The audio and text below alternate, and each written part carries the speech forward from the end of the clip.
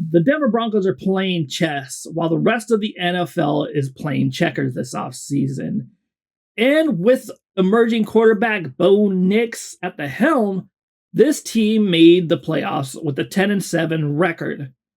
Now, for everyone else, this comes as a surprise, but ever since Russell Wilson said, Broncos country, let's ride, the fans have been waiting for that ride to happen. And get your wagons moving because they're going to be good next year.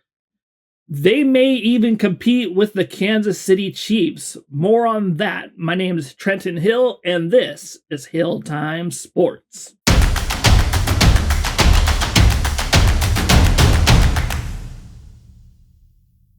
So what do you do if you're the Denver Broncos? You had a surprisingly good season, and you're looking to replicate that success and push yourself even further.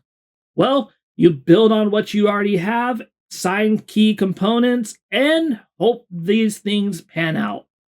And with the defense that led the league with 63 sacks and was the third best team in points allowed, it's kind of scary that they signed Dre Greenlaw from the San Francisco 49ers, who completely have collapsed and are entering what I think is a rebuild mode. Now, Dre Greenlaw adds a ton of help to the run defense. He had an 85 grade, according to Pro Football Focus, and that's pretty scary when you consider that Nick Bonito is going to be rushing the quarterback.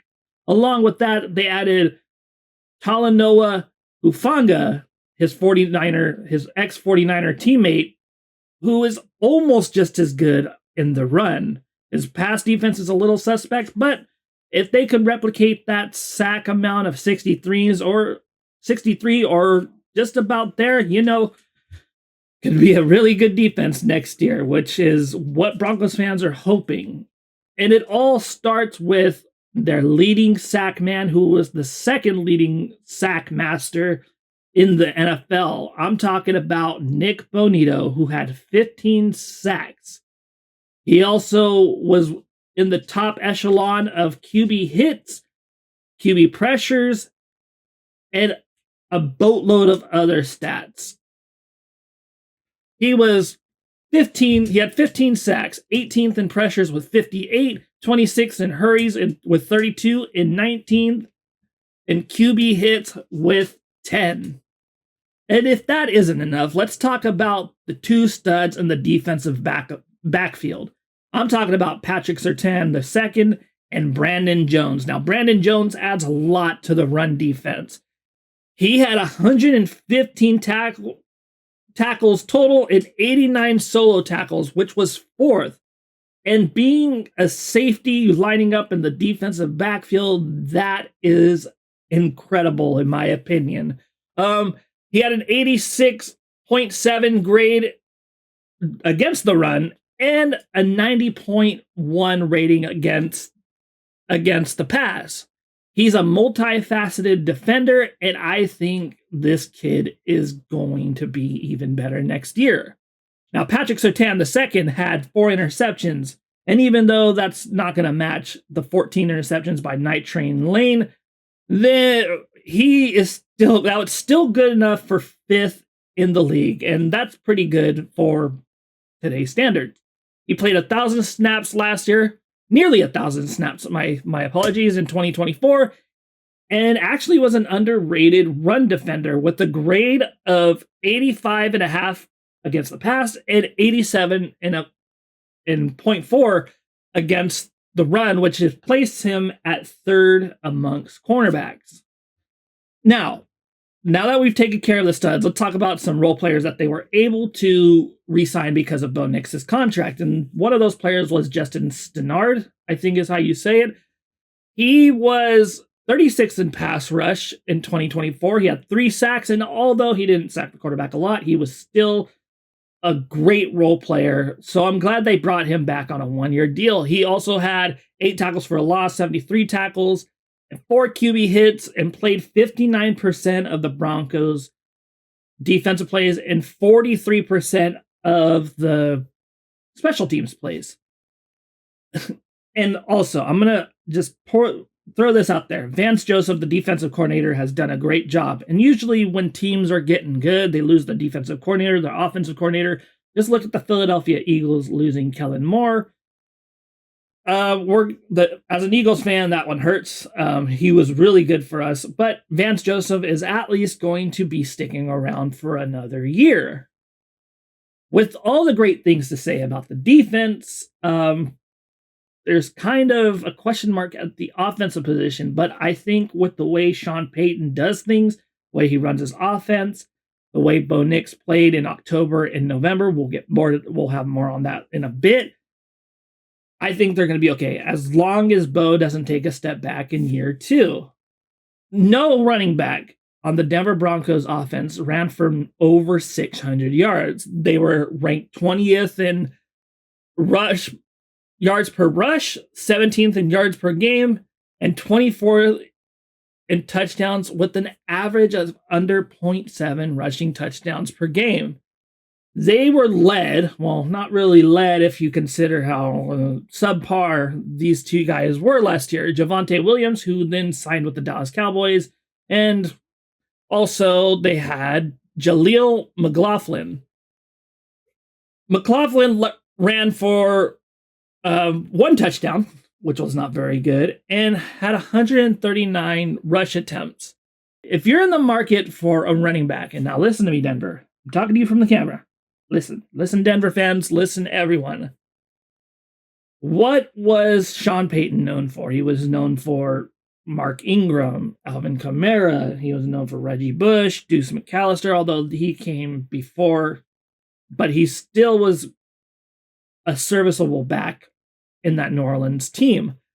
Now, at pick number 13, this running back out of Boise State, Ashton Gianti, is expected to be off the board, and Denver picks at number 20.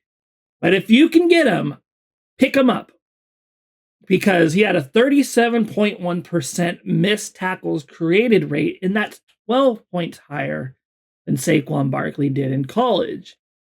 He also averaged 4.7 yards per after contact, and he clocked in at 22 miles per hour on runs and can squat 605 pounds, according to reports.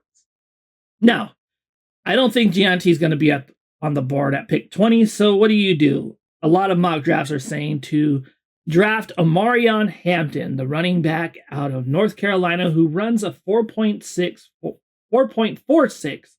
40 out of the combine and scored a combined 15 touchdowns and ran for 1,660 yards in 2024. He's a downhill runner. I think he's perfect for this scheme. Sean Payton likes the downhill runner and also the pass catchers. He can catch screen passes. He can swing. He can catch the swing routes. The only thing is he's not as shifty as other running backs, but when you can power down the field, why do you need that? You just break tackles and gain yards and help out Bo Nix, take the pressure off of him. And the team also tried to help Bo Nix by signing Evan Ingram, who's 31 years old, coming off a shoulder injury, but I feel that's more to do with the Jaguars being a poverty franchise than anything. And if he can up his production numbers to 2023, and that's like 900 and something yards, I think he will help out that offense. The Denver Broncos like to run routes on the inside, play in between the numbers with the tight ends, a la Jimmy Graham, and I think he will definitely benefit from that. Now, adding to the receivers, Cortland Sutton is 29 years old. He had 89 catches and 1,081 yards, going along with 8 touchdowns. Now, the 8 touchdowns and the 89 receptions are both career highs, and he's pretty good. I think Ingram will add an extra layer. It'll help take the pressure off Sutton. Marvin Mims Jr. is a great special teams returner, but he had 39 receptions, 503 yards, and 6 touchdowns. And that may be because, Bo Nix is still kind of learning, and he'll get others involved, but I think Marvin Mims is a third or fourth option on a good wide receiver core. Maybe just a kick returner, in my opinion. Now, if you really want to add a number one receiver, I'm expecting the running back situation to be handled in the first round. If I think that's what's going to happen, I'm looking at a player second, third, fourth, or wherever he's going to land. I like Jaden Higgins. He's from Iowa State. And he's a big body. He's 6'4", 214 pounds. Runs a 4.47 40, but he's not a great route runner yet. He'll get there. Let him develop. He was on Iowa State. From what I hear, he wasn't really blessed with the quarterback talent around him, but I think he could develop into a solid number one or two, maybe a three receiver. And you can never have more of a good thing. The Broncos were also able to sign Matt Peart, the tackle, who allowed 0 sacks and only had 1 penalty all year, and that is huge if you want to be a contender. You don't want penalties. I know Laramie Tunsil had 19 penalties. That could be because he was on the Texans. We'll see how he does on the Commanders. And according to PFF, he had a grade of 69 in the passing game. So that's pretty good. The best thing you can do for a quarterback is keep him upright. Now, if he's on his back, he ain't going to do much. Now, speaking of quarterbacks, Mr. Bo Nix.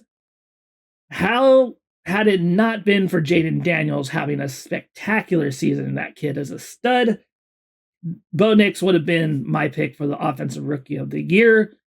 He had 15 touchdowns and 2 interceptions in October and November combined. He was 6th in attempts and completions and touchdowns, had the 4th fewest interceptions, 6th least sacked, and 5th in comebacks. This kid is definitely a baller. And it's been a while for Denver fans to hear. Like, even 2015 Peyton Manning had the arm of a wet noodle or a pop gun arm, Wasn't throwing like he did. Then you got Brock Osweiler and then Paxton Lynch and who else? Drew Lock or whoever? You got a bunch of dreck going in your QB room. But finally, you guys are seeing the light at the end of the tunnel, and Bo Nix is right there. He's going to be really good. Not only that, he could protect himself by scrambling around. It's something that Drew Brees didn't have. He couldn't really scramble. Not knocking Drew Brees because he's one of the greatest in that generation, but Bo Nix adds an extra dimension. With 400 plus yards running, he was able to escape out of the pocket a little bit more, and in today's NFL, you really need to do that. I think if everything goes correct, barring injuries, barring suspensions, barring any catastrophic thing, the Denver Broncos will be competing for the AFC West title next year and may even win it if the Kansas City Chiefs don't do something quick, because the Kansas City Chiefs, their window is not closed, but it's not fully open anymore, in my opinion. But let me know what you think in the comments. This is TJ. This is Hilltime Sports. I'll see you in the next video.